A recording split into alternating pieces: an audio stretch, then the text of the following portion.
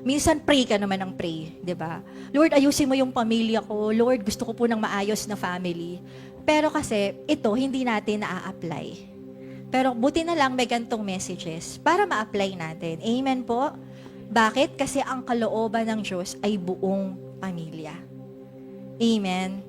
And ito po, serious na po. Marami pong kabataan ngayon ang pariwara. Yung iba sa kanila, nakukuha ng mga satanista at the age of 8, 11, hindi na sila naniniwala sa Diyos. Mga atheist na sila.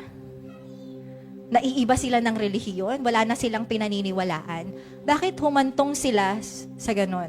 Yung iba sa kanila, nagda-drugs na. Bata pa. Yung iba sa kanila, umiinom na, nag-girlfriend na, nagbo-boyfriend. Bakit umabot sila sa ganon? Alam niyo po, kadalasan, hindi ko sinasabing lahat.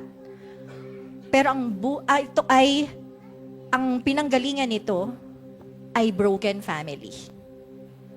Isang family na hindi maayos. Hindi maayos sa loob ng pamilya.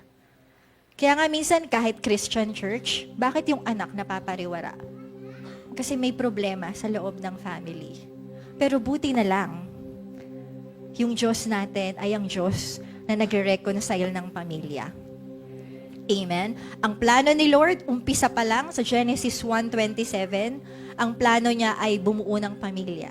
'Di ba? Kaya niya nilikha si Adan at Eva.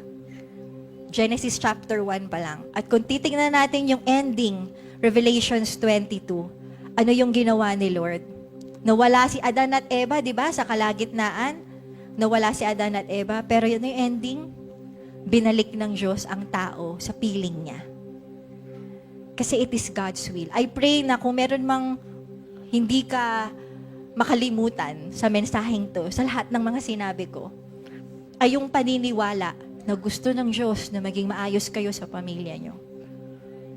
Gusto niya magkaroon ng restoration within the family.